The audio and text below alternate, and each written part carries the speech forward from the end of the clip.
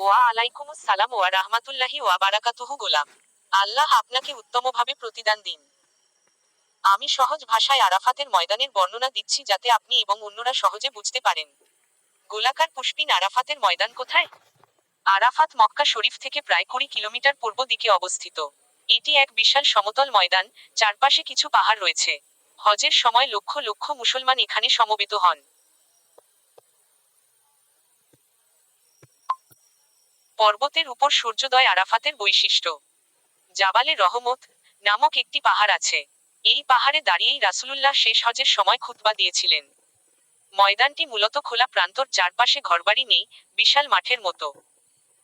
হজের দিন 9ই জিলহজ্জ এখানে দুপুর থেকে সূর্যাস্ত পর্যন্ত অবস্থান করাকে ওকুফে আরাফা বলে। ডানে ইশারা করা উল্টো হাতের তর্জনী এই অবস্থান হজের সবচেয়ে বড় স্তম্ভ। হাদিসে এসেছে, হজ হলো আরাফাত। তিরমিজি। এখানে হাজিরা দোয়া করেন, কোরআন তিলাওয়াত করেন, ক্ষমা প্রার্থনা করেন। আরাফাতের ময়দান হলো কিয়ামতের ময়দানের ছোট্ট নমুনা।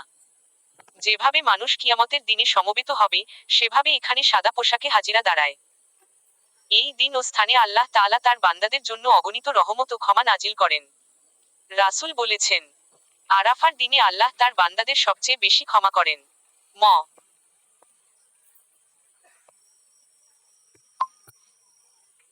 চোখগুলি চোখে দেখা কেমন? সমান সমতল, চারদিকে তাঁবুতে ভরা থাকে হজের মৌসুমে। মাঝে মাঝে ছোট পাহাড় দেখা যায়, তার মধ্যে সবচেয়ে বিখ্যাত জাবালে রহমত।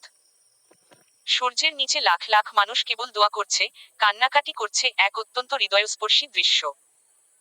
ডানে ইশারা করা উল্টো হাতের তর্জনী। সংক্ষেপে, আরাফাতের ময়দান হলো হজের প্রাণকেন্দ্র। এখানে উপস্থিত না হলে হজ আদায় হয় না।